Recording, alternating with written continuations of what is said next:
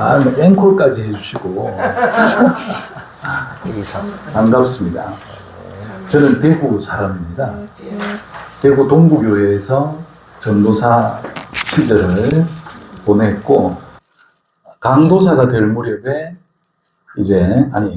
총신 입학하면서, 총신대학원 입학하면서 서구교회로 가서, 그리고 곽정수 목사님이 서구교회 출신이라서 저만 보면 반가워가지고 그럽니다. 같은 교회 출신이 됐다고 이제 그러는 거죠. 저는 4대째, 예수 믿는 4대째 자손입니다. 그래서 신앙생활 하는데 참 좋았기도 하지만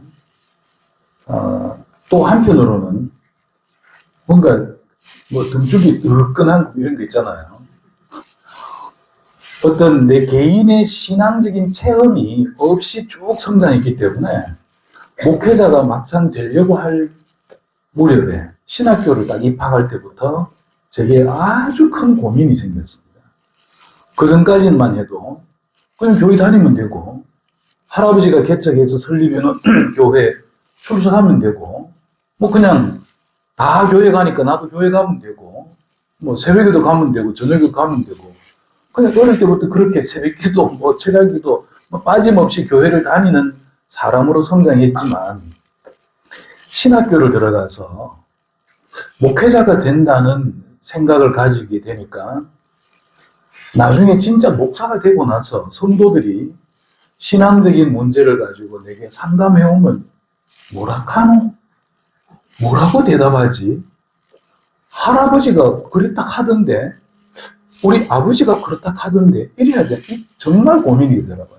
그래서 신학교 입학할 때부터 저는, 다른 사람은 잘 몰라도 저는 큰 고민에 휩싸여서 기도 제목이 하나님, 저 만나 주십시오. 저도 어떤 사람들처럼 간증할 수 있는 뭔가가 있어야 안 되겠습니까? 만지봤다 가든지, 맡아봤다 가든지, 봤다 가든지, 뭐가 있어야 될 거 아닙니까? 저는 그냥 쭉 저희 정조 할머니 때부터 예수 믿었으니까 1900년대부터 지금 1900년부터라고 보면 지금 124년이 된 거예요. 예수 믿은 지가. 그러니까 이거는 좋은데 제 개인적인, 그래서 제 기도 제목이 그런 간증할 만한 어떤 역사를 경험하게 해달라고 하는 거였지만, 그것이 오늘 제가 설교하려고 하는 이 변화의 능력을 얻는 첫걸음이기 때문에 그냥 뜨뜻미지근하게 그냥 부모님 따라서 교회 다니든 그렇게 해서 목사가 되어가지고 뜨뜻미지근하게 성도들을 어떻게 이끌어 갈 거며 내 개인 신앙생활을 어떻게 할 건지 이건 아니다 싶어서 늘 기도 제목이 그랬었어요. 그러다가 이제 한 12년, 지난번 설교할 때도 그 얘기했지만 한 12년 되니까 하나님이 징조를 보여주시고 첫 번째 경험을 하게 되고, 그 다음에 한 14년째부터는 그저 놀라운 일들을 경험하면서 내가 지금까지 고백하고 신앙해왔던 하나님이 진짜 살아계신다. 모든 사람들이 다 얘기하듯이 하나님 살아계신다. 진짜 맞다. 우리가 기도하면 하나님께서 바로 응답하시는, 내 기도를 항상 듣고 계시는 하나님이시다. 확신을 얻게 되었습니다. 확신은 저 혼자 마음에 확신이 아니라 손을 얹어 기도하면 귀신이 나가니까, 손을 얹어 기도하면 병이 고쳐지니까, 귀신이 나갈 때 이 사람이 귀신이 들렸는지 그냥 아픈 건지도 손을 얹으면 알아요. 또 그냥 아픈 사람은 손 얹으면 아무 느낌이 없어요. 귀신이 역사하는 사람은 손을 얹으면 머리 가죽 밑에 뱀이 한 4마리 들은 것처럼 여기가 굴뚝굴뚝해요. 너무나 놀라워요. 그래서 이 사람은 영적인 문제가 있구나. 이 사람은 영적인 문제가 없는데 그냥 몸이 아프구나. 제가 분별이 되더라고요. 그러니까 이거 정말 하나님 놀라우신 분이구나. 그러면서 하나님이 제게도 이런 은혜를 주셔서 하나님이 나를 쓰시고자 하시는구나 하는 그런 믿음을 갖게 된 거죠. 그래서 적어도 저는 그렇게 말합니다. 내 믿음은 할아버지 믿음도 아니고 아버지 믿음도 아니고 내 믿음은 하나님이 내게 주신 믿음이다. 아멘. 고린도후서 13장 5절에 보면 너희가 믿음이 있는가? 너희 자신을 확정하라. 네. 네 자신이 믿음이 진짜 있는지 네 자신을 시험하고 확정해봐라 라고 하거든요. 저는 아마 그런 그 과정을 좀 시간이 걸렸지만 그 과정을 이렇게 통과해왔던 것이 아닌가 이런 생각을 해봅니다. 우리나라가 대한민국이라는 이름을 가지기 이전에 대한제국 시절까지만 해도 우리나라는 기독교를 배척하는 나라였습니다. 가톨릭이 먼저 들어와 있었지만은 개신교 선교사들이 들어오는 게 굉장히 어려웠습니다. 심지어 그 토마스 선교사가 대동강에 와서 맨 먼저 순교를 당하는 그때까지만 해도 쇄국 정책으로 인해서 서양 귀신이라고 부르면서 중국의 한자를 가지고 야소교라고 부르면서 이 개신교를 굉장히 배척했잖아요. 포졸 박충권이가 토마스 선교사가 쪽복음, 누가복음을 내밀면서 예수 믿으세요 하는데 그 책을 받아들지도 않고 바로 목을 내리쳐버립니다. 목을 내리쳐놓고 가만히 생각하니까 저 사람이 나한테 뭘 주려고 했는데 내가 칼을 빼들어도 무서워하지도 않고 내한테 뭘 내밀는데 저 책이 뭘까? 토마스 선교사를 죽여놓고는 그 쪽복음을 품에 감춰서 가져갑니다. 그 집에 가서 그 책을 읽어보다가 토마스 선교사가 제너럴 셔먼호를 타고 중국에를 먼저 왔다가 그 다음에 한국으로 들어오면서 한글로 번역된 쪽복음을 가지고 왔거든요. 그걸 읽어보고 박충건이가 예수를 믿게 됩니다. 뿐만 아니라 우리나라에는 이 복음의 역사가 선교사에게 직접 전도받는 것보다 이 황해도 소래교회를 설립한 그 형제들이 중국에 가서 서양 문물을 경험해 보려고 서양 사람을 만나서 영어라도 배워볼까, 서양 문물을 좀 알아볼까 다니다가 선교사를 만나서 영어를 배우고 영어를 배우는 게 바로 성경을 배우는 거예요. 선교사들이 영어를 그냥 가르치는 게 아니라 성경을 가르치니까 영어를 어느 정도 배울 무렵에는 자기도 모르게 벌써 예수를 믿는 사람이 되게끔 만들어버리는 거예요. 그래서 황해도의 그 소래교회는 우리 그 총신대학 신학대학원 양지 캠퍼스에 가면 그 미국에 있는 교포들이 헌금을 해서 소래교회를 하나 거기다 지어놓고 간판을 소래교회 이렇게 붙여놨는데 왜 그걸 거기 갖다 놨는가 하면은 맨 처음에 복음을 받은 곳이고 복음 받은 사람들이 자기 고향으로 돌아와서 지은 우리나라의 첫 번째 교회이기 때문에 그 기념하기 위해서 그렇게 만들어 놓은 거예요. 그분 이름은 갑자기 지금 잊어버린 말하다가. 중국에서 성경을 가지고 들어오는데, 저기, 저 압록강 도문에 들어올 때, 포졸들이 짐검사를 다 합니다. 성경책이 있으면 잡혀가서 죽습니다. 어떻게 이 성경을 가지고 들어왔는가 하면요. 옛날에는 그 종이에다 글을 쓰고 옆에 이렇게 구멍을 뚫어서 묶어놨잖아요. 그걸 다 풀어가지고 베베 꽈갖고 새끼줄처럼 꽈갖고 짐을 매는 이 짐 보따리 금발을 만들어가지고 거기다가 다른 보따리를 떡 쥐고 오니까 이건 줄이지 그게 책이라고 생각을 못하는 거죠. 그렇게 성경을 숨겨서 가지고 들어와서 자기 집에 와서 다시 성경을 다 펴가지고 전부 손으로 복사해서 이 집 저 집 찾아다니면서 책을 구원하면서 예수 믿으라고 했던 것이 권서인이라고 하고, 그 권서인이라는 말에서부터 권사라는 말이 생겼습니다. 권사. 우리나라의 복음의 역사는 그렇게 해서 한 사람, 두 사람 시작되고, 드디어 1900년대에 와서는 이제 뭐, 알렌 선교사, 또 마포 삼열 선교사, 이런 우리가 선교 역사를 배우면서 듣는 그 이름 선교사님들이 이제 우리나라에 와서 복음을 전하게 되었고, 대충 한 140년 세월 정도 지나오면서 우리나라는 복음의 강국입니다. 세계 여러 나라의 선교사를 파송하는 그 숫자를 보면요, 미국 다음에 한국이에요. 미국이라는 나라가 이 손바닥만 하면 우리나라는 요만하잖아요. 땅덩어리 크기로 보면. 미국이 손바닥만 하다면 우리나라는 손끝에 반마디도 안 되는 땅덩어리 요만한 나라잖아. 그런데 선교사 숫자를 보내는 숫자가 미국이 1등이고 우리나라가 2등이에요.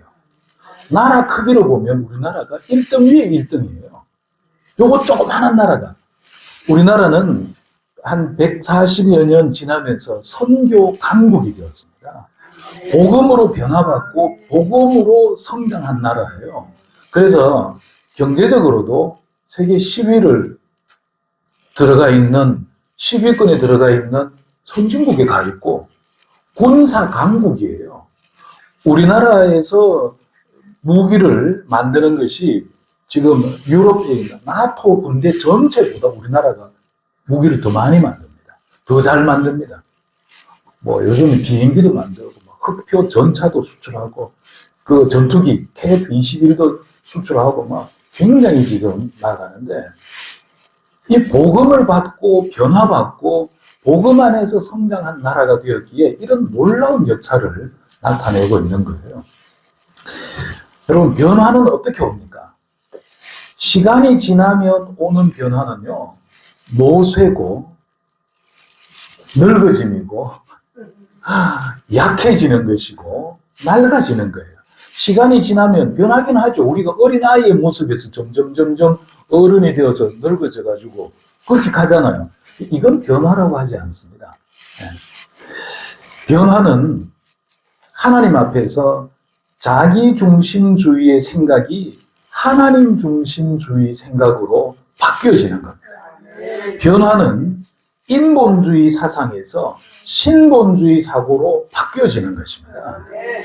변화만이 하나님께 영광 돌릴 수 있고, 진정한 변화만이 하나님의 능력을 경험할 수 있게 되는 것입니다.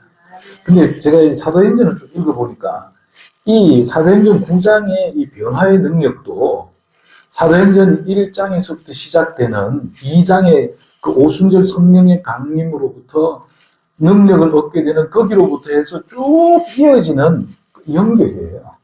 그래서 제가 사도행전을 읽다가 보니까, 이 변화의 능력은 첫째 말씀의 능력이었고, 기도의 능력이고, 담대함의 능력으로, 그리고 거룩함의 능력으로, 그리고 상황을 뒤집어 놓는 반전의 능력이고, 그 다음에 순교의 능력이고, 또 흩어짐의 능력이다.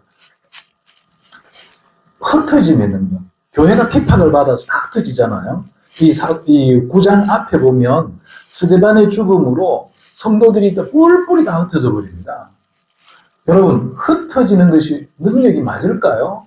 맞습니다. 장작불을 피우다가 발로 팍 차버리면 불이 다 흩어지죠. 흩어져서 사그라들어서 꺼지면 그걸 끝이지만은 흩어진 불이 그 불티 하나하나가 다시 불덩어리가 되어서 타오르면 그거는 흩어짐의 능력인 거예요. 성경을 가만히 읽어보니까 핍박을 당하여서 뿔뿔이 흩어진 사람들이 흩어진 그곳에서 교회를 세우고 복음을 전하는 일을 하기 때문에 저는 이 성경 읽으면서 이거 흩어짐의 능력이구나. 그리고 이 사도행전 9장에 사울이라는 이 사람, 유대교에서 알아주는 가말리엘 문화생의 최고 똑똑하고 훌륭한 제자이지만은 그가 변화되어서 복음의 전도자가 되는 것, 이거 진짜 변화의 능력이다. 아멘. 그래서 따라합시다. 변화의 능력을 받자. 아멘. 그렇습니다. 우리 모두가 다 예수 그리스도 안에서 철저하게 변화되는 은혜를 누리시기를 주님 이름으로 축복합니다. 이 본문에 나오는 이 사울은 유대교에서 가장 유명한, 가장 최고로 알아주는 가말리엘 문화생이라고 하죠. 가말리엘에게 배우는, 그것도 제일 똑똑하고 훌륭한 그런 사람이라고 하죠. 빌립보서 2장 8절에 보면 나는 히브리인 중에, 빌립보서 맞군요. 나는 히브리인 중에 히브리인이고 나는 베냐민 지파 중에 사람이고 나는 율법으로 말하면 흠이 없는 사람이다 라고 고백할 정도로 이 사울은요, 율법의 철저한 사람이었습니다. 그런 사람, 그의 귀에 들려오는 소리가 저 나사렛 시골 촌뜨기 예수가 그리스도라 하고 예수가 구세주라 하고 심지어 예수가 하나님의 아들이라 하고 심지어 그 예수가 죽었다가 살아났다고 하고 이런 이야기를 듣고 있는데 이 사울은 그런 이야기들을 받아들일 수가 없었어요. 그것을 전하는 사람들을 그냥 두고 볼 수가 없었어요.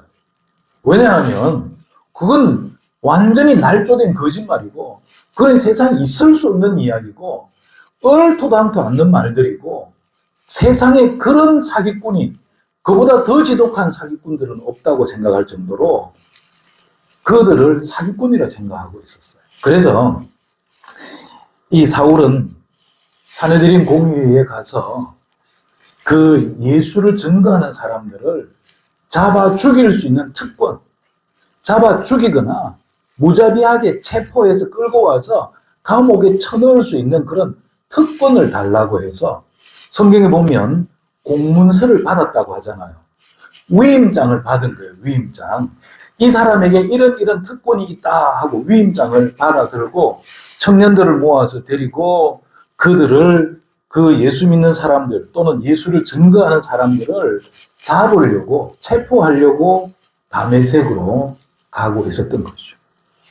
여러분, 사울은 그 당시에 성경 지식으로 충만한 사람이었습니다. 성경으로 말하자면 사울보다 더 많이 아는 사람 아마 없을 거예요. 네. 그러나 아무리 성경 지식이 충만하다 하더라도 자기 생각에 사로잡혀 있다면, 편견에 사로잡혀 있다면 그건 아무 쓸데없는 것입니다. 네. 반드시 하나님의 손에 붙잡힌 바 되어야 하고 예수 그리스도의 은혜로 말미암아 변화되어야 할 줄로 믿습니다. 저도 뭐 어릴 때 주일학교 때 성경 퀴즈 2등 해본 적이 한 번도 없습니다. 99점 맞은 적도 없습니다. 다 100점입니다. 왜냐하면 어릴 때부터 듣는 게 설교고 읽는 게 성경이고 집에서 예배 드릴 때 성경 읽지, 혼자서 성경 읽지, 교회에서 설교라고는 설교는 다 듣고 성장하지. 그러니까 뭐 성경을 잘 알 수밖에 없어요. 그러나 잘 아는 것, 그것이 중요한 게 아닌 것이죠. 이 사울은 성경 많이 알고 있는 그것이 오히려 예수 믿는 사람을 핍박하고 예수 믿는 사람들에게 그들이 복음 전하는 것을 회방하는 그런 일을 하는 사람이 되어 있었던 것이죠. 그래서 오늘 이 말씀을 우리가 쭉 읽어보면 첫 번째로 이 변화의 능력은 복음의 핍박자였던 그가 복음의 동조자로 변화되는 능력을 얻게 되었던 것입니다. 앞에 8장을 보면 또 7장에 보면 이 사도행전 9장 앞부분에 보면 스데반을 돌로 쳐 죽일 때 사도 바울이 옷을 맡아 있다 이러잖아요. 증인이라, 우리 그 정도 알죠? 증인 정도가 아니라 책임자예요. 스데반을 돌로 쳐 죽이는 그 일의 총책임자가 사울인 거죠. 심지어 이 사도행전 9장에 이제 이 1절에 보면 위협과 살기가 등등하여 사울의 그 마음속에는요, 예수에 대해서 증거하는 거 들으면은 막 부글부글 끓는 겁니다. 다메섹에 그 예수를 전하는 사람들이 많이 있다더라. 부글부글 끓는 겁니다. 뭐가요? 당장 가서 죽여버려야겠다, 이것들. 한 놈도 남기지 않고 다 싹 잡아와야겠다. 위협과 살기가 등등하여.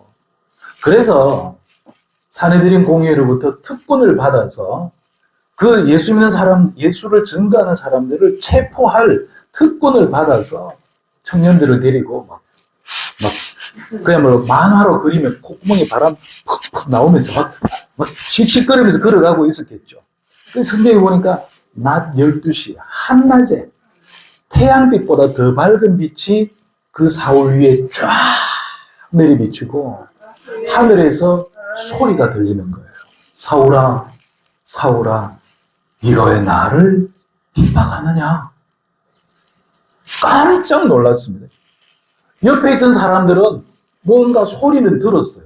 그러나 옆에 있는 사람은 그 소리를 음성으로 알아들을 수 있는 소리가 아니었고 어떤 소리가 들릴 뿐이고 그 소리의 내용을 알아듣는 건 사울이에요. 그래서 털썩 주저앉으면서 누구십니까? 하니까 그 소리가 한 번 더 하는 말이 나는 네가 핍박하는 나사렛 예수다. 아니 죽었다고 생각했는데 절대로 살아날 리가 없다고 생각하고 있는데 그 예수가 살아났다고 증거하는 그것들이 몽땅 다 사기꾼이라고 생각하고 있는데 세상 천지에 이보다 더 나쁜 놈들이 없다고 지금 그들을 잡으려고 가고 있는 중인데 바로 그 증거의 핵심인 그분이 나는 네가 핍박하는 나사렛 예수다 하니까 기절할 수밖에 없죠. 털썩 주저앉습니다. 어떻게 해야 됩니까? What can I for you? 주여, 당신을 위해서 내가 어떻게 해야 합니까? 그 자리에서 바로 나오는 말이 그렇게 나옵니다. What can I for you? 내가 어떻게 해야 합니까? 그때 그 목소리 주님이 계속 말씀합니다. 너는 직가로 가라. 다메섹 도시의 직가로 가라. 거기 가면 아나니아라는 사람이 있다. 그를 만나라. 그리고 그 주님은 즉시로 아나니아에게 말합니다. 너는 빨리 저기 사울을 만나러 가라. 그 사람은 내가 선택한 나의 그릇이다. 뭐 하려고? 내 이름을 이방인들과 왕들에게 그리고 유대인들에게 내 자식들, 이스라엘 자손들에게 전하도록 선택한 나의 그릇이다. 그래서 아나니아가 이 사울을 찾아오게 되고 사울은 그때까지 3일 동안 아무것도 먹지 못하고 본의 아니게 금식하면서 어찌할 바를 모르고 있습니다. 그 빛 가운데 엎어졌던 그가 일어나서 눈을 뜨니까 눈에 무슨 비늘 같은 게 끼어 있어서 성경에 그렇게 되어 있죠. 비늘 같은 게 덮여 있어서 눈을 떠도 아무것도 볼 수 없는 그런 상황이 되어 있습니다. 한 3일쯤 되었을 때 아나니아가 와서 머리에 손을 얹고 말합니다. 나는 네가 오던 길에서 만난 나사렛 예수께서 보내어서 온 사람이라. 주님이 말씀하시기를 너는 이방인과 왕들과 이스라엘 자손들을 위하여 택한 나의 그릇이라 하였으니 너는 그 주님의 사명을 감당하도록 해라 하면서 안수기도를 해줍니다. 그랬더니 그 기도가 끝나고 나니까 눈에 비늘 같은 것이 다 자동으로 벗어지고 보게 됩니다. 여러분, 이 놀라운 경험을 통해서 사울은요 바울로 변화됩니다. 지금까지 알고 있던 그의 성경 지식이 싹 새롭게 이해가 되고 새롭게 깨달아집니다. 아멘. 여러분 성경을 읽어 잘 모르죠? 성경 한 장 넘기면 앞에 장 뭔지 다 잊어갖고 그죠? 성경 얼마나 어렵습니까? 그런데 하나님의 성령의 은혜를 받고 변화의 능력을 얻으면 성경을 읽으면요 줄에 진주가 깨어지듯이 쫙쫙쫙쫙 연결이 되면서 이해가 되고 깨달아지고, 아멘. 그런 은혜가 임하게 되는 줄로 믿습니다. 이 사울이 자기가 성경을 제일 잘하는 사람이었지만, 그래서 성경의 지식이 충만한 그가 생각하기를 나사렛 예수가 구세주일 리가 없고, 그게 뭐 하나님이 보낸 하나님, 그 말도 안 되는 거짓말이라 생각하고 있었던 그 생각이 예수를 만나는 그 음성을 듣고, 빛 가운데 그분의 음성을 듣고, 누군지도 모르는 사람이 와서 내가 예수가 보내서 왔다 하면서 안수기도를 해줄 때 눈에 비늘이 벗어지고 보여지는 이런 경험들을 통하여서 나사렛 예수가 진짜 하나님의 아들이구나. 나사렛 예수가 진짜 살아계시는 구세주가 맞구나. 그가 우리 죄를 위하여 죽으시고 부활하셔서 영원한 생명의 주님이 맞구나. 아멘. 그 믿으시는 거죠. 그래서 사울의 변화는 예수 그리스도를 만남으로 그런 핍박자에서 첫 번째는 복음의 동조자로 변화가 된 것입니다. 사랑하는 성도 여러분, 여러분도 하나님의 말씀의 은혜 가운데에서 말씀을 온전히 새롭게 깨달아 복음의 동조자가 되기를 주님 이름으로 축복합니다. 물론 우리는 이 1단계에 머물러 있으면 안 되죠. 2단계로 가야죠. 두 번째, 변화의 능력은요, 복음의 동조자에서 복음의 전파자가 되는 것입니다. 아멘. 그러려고 여러분들이 목사가 되기도 하고, 또 신앙생활을 하면서 교회에서 중직을 받아서 교회를 더 열심히 섬기려고 그렇게 해왔던 것 아니겠습니까? 사울이 바울이 되어서, 물론 이름은 나중에 바뀌지만 그의 행동을 보면요, 다메섹에 예수 믿는 사람을 잡으려고 왔다가 눈이 감겨갖고 한 3일 동안 아무것도 못하고 있다가 눈이 떠지고 나서 그가 한 행동이 뭔지 아시죠? 성경에 보면은 다메섹에 있는 여러 회당을 다니며 예수를 그리스도라고 증거하기 시작합니다.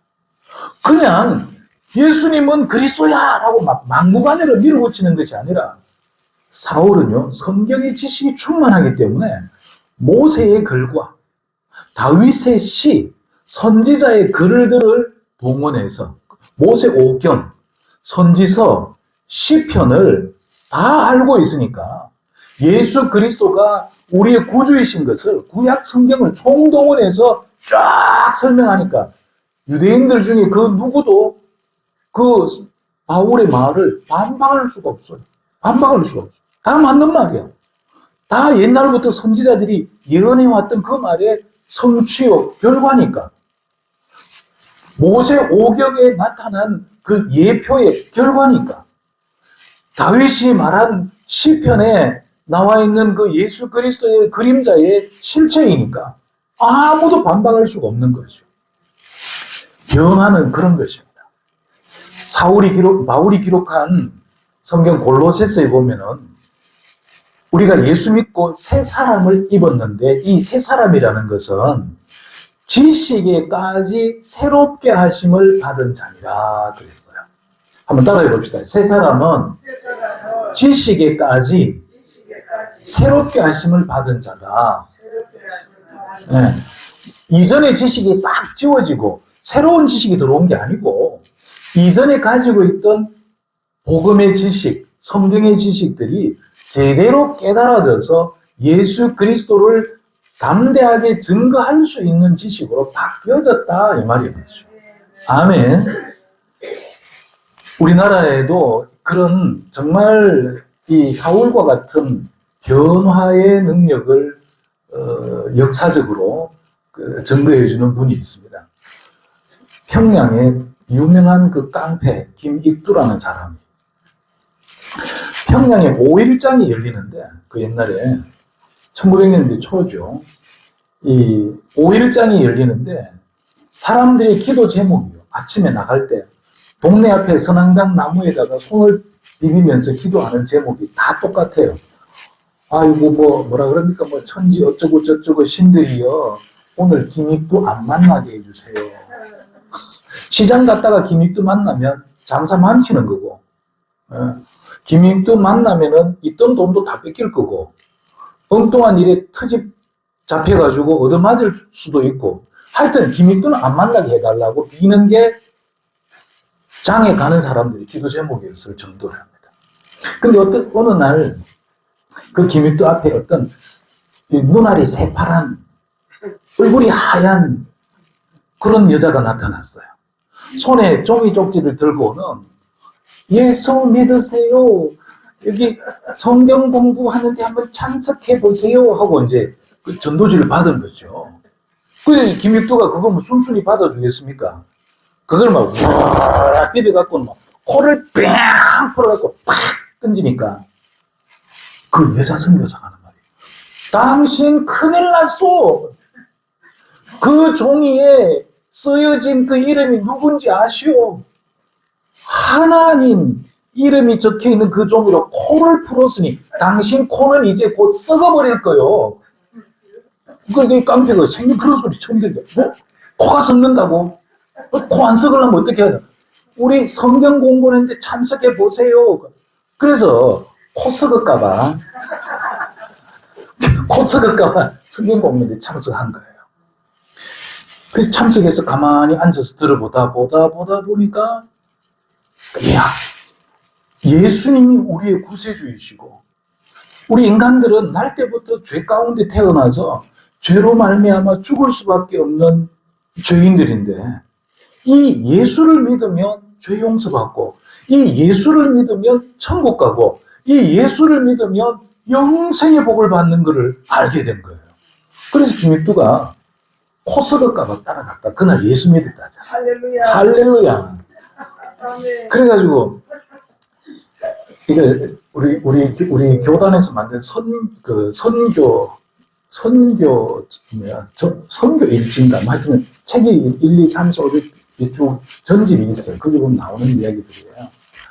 제가 지금 재밌게 하고 있는 중이고 그래가지고 김익두는 옛날에 선교사들은 뭐 요즘 우리 교단에서 하는 것처럼 교회 나오는 날로부터 6개월 뒤에 학습 받고 6개월 뒤에 세례 주고 이런 거 없습니다. 그날 예수 믿는다고 영접 기도한 그날 세례를 준 거예요. 그리고 아니 그날 세례 안 줬어. 그리고 세례 주는 날짜를 여러 사람 같이 해야 되니까 날짜를 정해놓고 다음 주에 이제 한 달 뒤에 세례를 주겠다 이렇게 정해놓고 당신은 세례를 받고 진짜 하나님의 사람이 되라. 그래서 김익두가요, 그 이야기 보면은 그 다음 장날에 자기 손에 직접 부고장을 들고 나타났습니다. 부고장을 들고 김익두 장례식 관로 열고 세례식, 자기가 예수 믿고 하나님의 아들이 되는 날이니까 자기 장례식에 오라고, 자기 죽고 김익두는 죽고 새로운 하나님의 아들 김익두로 태어나는 날이니까 오라고 장례식 초청장을 돌렸어요. 정말 희한한 일이 생긴 거죠. 그리고 정말로 김익두는 세례를 받고 하나님의 자녀로 거듭난 거죠. 평양 그 장터에 소문이 쫙 다 난 거예요. 세상 천하의 돌깡패 그놈 자식이 예수 믿고 하나님 아들 됐단다. 그러니까 소문이 막 입에서 입으로 온 사람들이, 모르는 사람들이 소문이 다 났어요. 그 장날 김익두가 시장에 나타났어요. 옛날에는 전부 비포장이라서 그 전방 앞에 먼지 나는 거 좀 안 나게 하려면 뭐합니까? 기명물, 그냥 설거지 했는 물 그대로 촥 뿌려야 되잖아. 꾸중물, 그죠? 꾸중물 촥 뿌리잖아. 김익두가 앞에 오는 거 보고 식당 아줌마가 모르는 척하고 그냥 콩나물 대가리 들어있는 기명물을 팍 뿌리는데 김익두 홀랑 다 덮어진 거예요. 고춧가리, 콩나물 대가리, 밥대가리 다 묻어버려요. 동네 사람들이 난리가 났어요. 아니 그 옆에 사람들이, 시장 사람들이 난리가, 이제 큰일 났다. 이제 저 집 식당, 저 집 오늘 박살 났다 이제. 그래갖고 다들 막 눈이 동그랗게 쳐다보는데 김익두가 턱 털면서 하는 말이, 예수는 내가 믿고 복은 네가 받았다. 그리고는 그냥 가더랍니다. 내가 예수 믿기 전 같았으면 니는 오늘 삐도 못 추려. 그 말이죠. 근데 내가 예수 믿고 변화되었고, 내가 예수 믿고 거듭났고, 내가 예수 믿고 새 사람 됐기 때문에 오늘 이 일이 아무것도 아니다. 그냥 가더라는 거죠. 할렐루야. 이게 진정한 변화 아닙니까? 김익두는요, 그래서 평양신학교에 입학을 하고, 평양신학교를 마치고, 최초의 사역지가 어딘가 하면은, 제주도 선교사로 가는 거예요. 제주도 복음을 전하러. 김익두는 우리 교단의 총회장도 지냅니다. 근데 그 뒤에 역사를 보면, 그만 좌파로 빠져들어가지고, 김일성이가 막 위대한 사람인 것처럼 홍보하는 데 앞장섰기 때문에, 이 뒷얘기는 다 잘 안 합니다. 앞에 얘기만 다 하는데 제가 이 뒷얘기까지 하는 이유는 뭐 알긴 바로 알아야 되니까. 변화받고 능력을 체험하고 했지만 나중에 이 좌파, 우파 이런 사상의 문제가 왔을 때 좌파 쪽으로 가서 그 길로 끝난 것이죠. 여러분, 변화는 겉모양의 변화가 아니고 변화는요, 생각의 변화고, 가치관의 변화고, 신앙의 변화. 아멘. 자기의 생각으로 똘똘 뭉쳐있던 사울이 하나님의 선하시고 기뻐하시고 온전하신 뜻이 무엇인지 찾고 구하고 분별하는 사람으로 바뀌어진 거예요. 아멘. 그래서 빌립보서 3장 7절에 가서 보면, 아까는 골로새서 2장 8절이고 이번에는 빌립보서 3장 8절인데, 거기 가서 보면 내가 그를 위하여 모든 것을 잃어버리고 배설물로 여긴다. 배설물이 뭔지 알죠? 혹시 여러분 오늘 아침에 화장실에서 볼일 보고 아까워서 지금도 막 아까워서 어쩔 줄 모르는 분이 있습니까? 아이고 아까워라 뚱뚱거리, 아이고 아까워라, 아이고 아까워, 이런 사람이 있습니까? 아무도 없습니다. 세상 천지 그걸 아까워하는 사람은 아무도 없습니다. 당연하게 버리는 거예요. 버리고 나서 잊어버리는 거예요. 생각지도 않아요. 에이 더러운 거 잊어버려. 생각지도 않아. 사울이 바울로 변화된 데는요, 그만큼의 변화의 역사. 이전에 내가 생각하고, 이전에 내가 알고, 이전에 내가 잡고 있던, 이전에 내가 중요하다고 여기고 있던 그 모든 것 다 배설물로 여긴다. 그거 하나도 중요한 게 아니고, 지금 내게 중요한 것은 오직 예수 그리스도, 구원의 복음, 예수 그리스도 하나님 나라의 이 생명의 복음, 이것만이 제일 중요하다. 그렇게 바뀌어진 거예요. 사랑하는 성도 여러분, 여러분도 성령의 역사로 복음의 동조자에서 복음의 전파자로 변화되는 능력을 체험하기를 주님 이름으로 축복합니다. 복음의 전파자가 되는 데는요, 저 역시 4대째의 사람으로 신학교를 딱 들어가서 뭐 서로 소개하잖아요. 뭐 쭉 소개하는데, 뭐 1학년 때부터 소개하면, 저는 정조 할머니 때부터 예수 믿는 집에 자식, 그러면 옆에 있는 사람들이, 우와, 대단하다. 와, 김윤도사님은 고속도로에 달리고 있네. 뭐 걱정할 거 하나도 없네. 뭐. 내 삶은 그냥 만사형통이 될 거라고 모든 사람들이 다 그러더라고요. 근데 살아보이 안 그랬을 때다. 똑같습니다. 심지어 더 많은 고난과 더 많은 어려움을 겪게 됩니다. 왠지 압니까? 이 바울이요, 변화받고 나서부터 당하는 일들은요, 우리가 함께 같이 경험할 수 없는 너무너무 큰 고난들입니다. 고린도서 11장에 가보면 그 바울이 고난당하는 거 제일 처음에 뭐가 나옵니까? 태장으로 3번 맞고, 태장이 뭡니까? 40대 하나 뺀 39대 태장을 3번이나 맞을 기회가 있었답니다. 여러분 예수 믿는다고 태장 3번, 한 번 맞을 기회가 있으면 맞겠습니까? 한 번 웃자다가 맞았다 칩시다. 2번, 3번요. 아이고, 막 예수 믿는 거 걱정 없다. 아이고, 예수 믿을라 카이마. 던져놓다 뭐 이런 게 다 있노. 그것뿐 아니죠. 예? 배고픔과 추위와 온갖 위협과 온갖 위험 속에서 흉내도 못 냅니다. 흉내도. 사람들은요, 약한 것 싫어하죠. 약해 보이는 것도 싫어하죠. 그래서 우리는 예수 믿으면 뭔가 큰 소리 빵빵 칠만 하고 뭔가 남들이 보기에 막 성공을 거듭하는 그냥 승승장구하는 그런 삶을 쫙 보여주고 싶고, 그렇죠. 우리 생각은 그렇죠. 그런데 사도 바울의 생애를 살펴봐도요, 예수 믿는 날부터 시작해서 핍박과 따돌림과 매맞음과 쫓겨다니고 헐벗음과 굶주림으로, 그러다 마지막에는 목 잘려서 죽습니다. 숨겨다가. 세상적인 가치관으로 보면요, 예수 믿고 망한 거예요. 폭삭 망한 거예요. 그러나 사도 바울을 망했다고 하는 사람은 아무도 없습니다. 왜냐하면 디모데후서에 보면 나는 저 위에 계시는 분이 나를 위하여 면류관을 예비하고 계시는데, 그건 나만 아니고 나처럼 복음을 위해서 사는 모든 사람들을 위해서 면류관을 예비하고 있는 것을 내가 알고 있다. 아멘. 그래서 나는 저 표대를 향하여서 내가 달려가고 있는 중이다. 아멘. 여러분, 그래서 우리도 그것을 알기 때문에 세상적인 눈으로 우리 삶을, 우리의 모습을 보지 아니하고 복음 안에서 주님의 십자가를 바라보고 그렇게 달려가고 있는 것 아니겠습니까? 그래서 변화의 능력 세 번째는요, 따라합시다. 복음과 함께 고난을 두려워하지 않는 것이 변화의 능력이다. 아멘.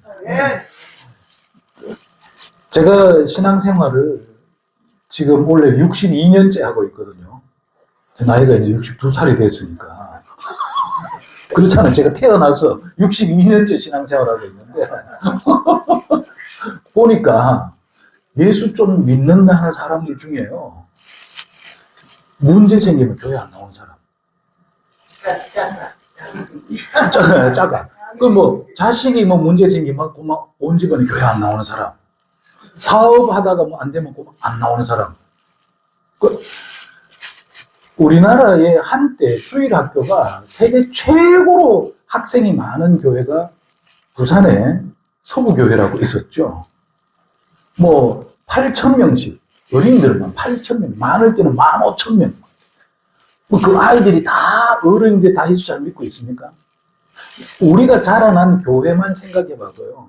아니, 제가 전도사로 사역했던 동부교회, 대구 동부교회만 생각해 봐도 유년부의 아이들이, 제가 그때 하고 있을 때가 86년, 87년, 이때 88, 89 이럴 때인데, 유년부 아이들이, 제가 설교할 때 아이들이 최소한 220명, 230명 아이들이 있었어요. 그런데 중등부 가면 아이들이 100명 될까 말까요? 고등부 가면 아이들이 100명 안 되죠. 훨씬 더 작아지죠. 새 학년 다 합해도 100명 좀 될까 말까. 그럼 대학부 가면은 대학부 1, 2, 3, 4학년 다 합해갖고 100명 될까 말까. 왜 그래요? 그대로 다 예수 믿은 게 그대로 다 유대에서 올라가면 가면 갈수록 많아져야 되는데, 교회마다 다 그렇다는 걸 우리가 알고 있습니다. 어린이들은 간식도 주고 선물도 주고 이러면서 아이들이 많은데, 부모님의 영향을 따라서 나이가 많아지면 점점 숫자가 적어지고 그렇게 되는 거 아닙니까? 생각해 보십시오. 여러분, 복음과 함께 고난을 받으라 하는 걸 사람들 안 좋아합니다. 예수님은 태어날 때부터 인생 망한 거예요. 하늘 보좌에 계시던 분이 죄인의 형상으로, 사람의 모습으로 태어났어요. 그래가지고 율법 아래에 나셔가지고 그렇게 살다가 사람들에게 핍박당하고 끝내는 조롱당하면서 비참한 인생을 마친, 그냥 세상적인 가치관으로 보면 예수는 망한 사람이에요. 그러나 그가 그런 모습이 되었던 것은 생명의 복음을 우리에게 전해주기 위해서, 하늘나라의 비밀을 알려주기 위해서 그런 삶을 사셨던 거죠. 우리가 이제 다시 보게 될 장면은 예수님이 부활하시고 승천하셨던 것처럼 다시 오시는 그분으로 인하여서 우리도 새 몸을 입고 부활의 영광에 참여해서 영원한 영생의 그 축복을 누리게 되는 것입니다. 이제 그것은 우리가 아직 보지 못한 것이고 앞으로 보게 될 그런 장면들이죠. 그래서 우리는 신앙생활을 하는 데 있어서 질병이 와도 어떤 인생의 실패를 겪게 되어도 인생의 큰 고난을 맞닥뜨리게 되어도 그 자리에서 다시 무릎 꿇고 기도하고 다시 일어서게 되는 것입니다. 사랑하는 성도 여러분, 성령의 능력이 임하면 복음과 함께 고난을 당하는 것을 두려워하지 않습니다. 고난을 당하면서도 그것을 즐겁게 여기면서, 즐거울 것까지는 없다 하더라도 그것을 힘겹지만 이겨내면서, 겪어내면서, 견디면서, 인내하면서 믿음의 걸음을 가게 되는 것입니다. 저는 지금 뭐 어떻게 하고 있겠습니까? 4대째 자손이면 교회가 몇만 명 되는 교회 있어야 안 되겠습니까? 뭐 몇만 명 아니고 교회 4명만 있습니다. 어찌할꼬? 그 개척을 하고 보니까 이 코로나가 와가지고 주일학교 애들이 한 50명이 있었는데 코로나 때문에 다 가버렸어요. 2년 코로나 끝나고 나니까 아무도 안 돌아와요. 그러니까 우리 4명만 남지. 4만 명 있으면 얼마나 좋겠어요. 그 좋겠지만은 4명만 있어도 큰 문제는 없습니다. 여러분, 교회가 크고 작은 것보다 더 중요한 것은 내가 정말 복음을 위해서 살고자 하는지, 내가 정말 복음 때문에 살고 있는지, 내가 정말 예수 그리스도의 십자가를 즐거워하고 있는지, 내가 정말 이 복음 전하는 일을 기뻐하고 있는지, 이게 중요합니다. 산상수훈에 보면은요, 의를 위하여 핍박을 받는 자가 복이 있다 그랬죠. 왜? 하늘의 상이 크기 때문에.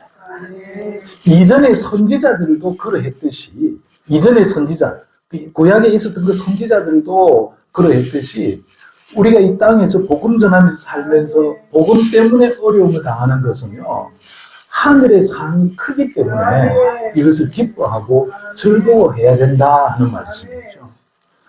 여러분, 사도 바울은 참 묘한 상황에 빠져들었습니다. 그는 복음을 전하고 그는 생명의 복음을 전하는 사람으로 바뀌어졌는데 그를 그리스도인 체포 전담 특별반으로 파송한 유대인들이 볼 때는 배신자예요. 저딴 놈이 다 있어죠. 우리가 예수 믿는 사람들 잡아오라고 특별 위임장을 써서 보내줬더니 가서 지가 복음을 전하고 있어. 지가 예수를 전하고 있어. 저놈의 자식 당장 죽여버려야 되겠다. 에? 그래서 유대인들이 사도 바울을 죽이려고 계획을 합니다. 언제 어느 때 쥐도 새도 모르겠지만 죽여버려야겠다. 그래서 다메섹에서 복음 전하다가요, 그 소식을 안 복음을 들은 사람들이 사도 바울에게 살짝이 귀띔을 해줍니다. 오늘 밤에 당신이 여기서 자고 있으면 큰일 난다. 그래서 성경에 보니까 광주리에 달아서 성벽에 길로 나가는 게 아니고 성벽에서 광주리를 달아 내리 보내줘가지고 밤중에 야반 도주하도록 보내줍니다. 아니, 가말리엘의 그 수제자 첫 번째, 가장 훌륭한 사람으로서 길거리에 나서면 모두가 다 인사를 하고 모두가 다 존경의 표시를 보낼 만한 그 사람이 하루아침에 예수 믿고 변화되고 나니까 야방도 줘야 되는 그런 처지로 바뀐 거예요. 그러면 그렇게 복음 전하는 사람으로 바뀌었을 때 사도 바울을 그러면 예수 믿는 사람들 또 예수의 제자들이 그를 반가워하느냐? 아니에요. 회당마다 다니면서 막 예수가 그리스도다, 부활하신 예수님은 영원히 살아계신다, 막 복음을 전하면은요, 아무도 아멘을 못해요. 왜? 아멘 하면, 너 예수 믿는 놈이구나 하고 잡아갈까봐. 왜냐하면 사울이 원래 그렇게 예수 믿는 사람을 잡으러 온 사람이니까, 잡으러 온 사람이 저거 우리 속이려고 예수는 구세주다 하고 일단 소리를 하고 있는 줄 알고 아무도 아멘 소리도 못해요. 심지어 제자들도 이 바울을 만나기를 꺼려합니다. 왜? 괜히 만났다가 잡혀갈까봐. 사울에게는 특별 권한이 있잖아. 예수 믿는 사람을 잡아 죽이든지 체포해서 끌고 오든지 특권이 주어져 있는, 아주 뭐라 그래야 되나, 요즘 말로 하여튼 특별 헌병대장이라 해야 되겠나, 하여튼 특권을 가지고 있는 사람이니까 여기서도 사울을 죽이려고 하고 있고 이쪽에서도 그를 용납하지 않고 있고, 그때 누가 나타납니까? 성경에 보면요, 바나바가 나타나서 제자들을 설득합니다. 내가 사울을 만나보니까 그 사람은 진짜 변화된 사람이다. 이전에 예수를 모를 때는 피팍자였지만 진짜 복음을 위해서 택함받은 사람이다. 그래서 바나바가 사울을 제자들에게 데리고 와서 제자들을 만나게 해줌으로써 바나바가 제자들과 교제하고 같은 마음이 되어서 복음 전하는 일을 하게 되는 거예요. 여러분, 고난은 사도 바울 시대에도 있고 어느 시대에도 고난은 있습니다.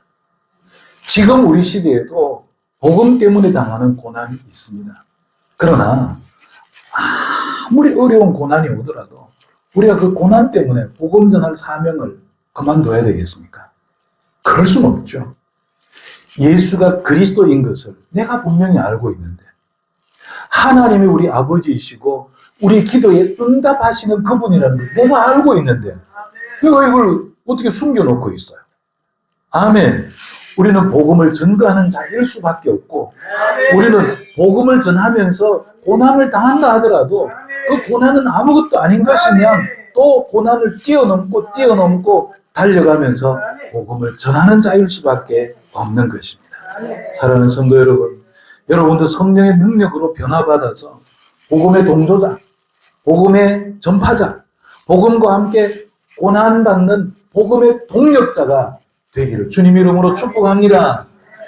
우리 같이 한번 기도합시다.